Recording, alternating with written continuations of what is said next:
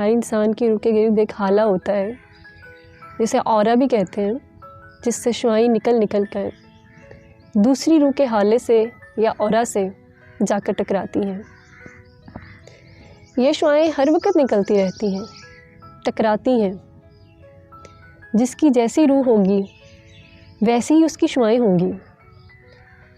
اسی طرح کسی منفی شخصیت کے ساتھ بیٹھنے سے ہم ڈپریس ہو جاتے ہیں، کیونکہ اس کی روح کے حالے سے نکلنے والی شعائیں ہماری روح کے حالے سے ٹکراتی ہیں تو ہماری روح کو پریشان کر دیتی ہیں۔ اسی طرح جب کسی کی روح کسی خاص معراج کو حاصل کر چکی ہو یا کرنے والی ہو تو اس سے نکلنے والی شعائیں سب روحوں کو اپنی طرف متوجہ کر لیتی ہیں۔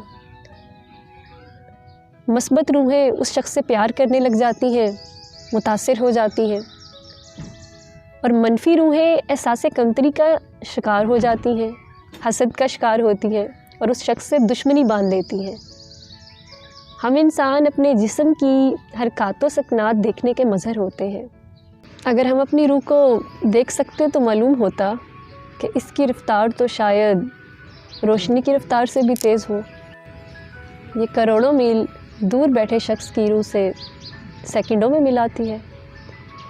ایک روح کو دوسری روح کے سگنلز موصول ہونے کے لیے کوئی قید نہیں ہوتی، کوئی فائبر آپٹک کی شرط نہیں ہوتی، اس لیے یہ بنا رکاوٹ کے پہنچ جاتے ہیں۔ اور اس ترسیل کے سسٹم کو سمجھنے کی کوشش کی جائے تو بہت دلچسپ معلوم ہوتا ہے۔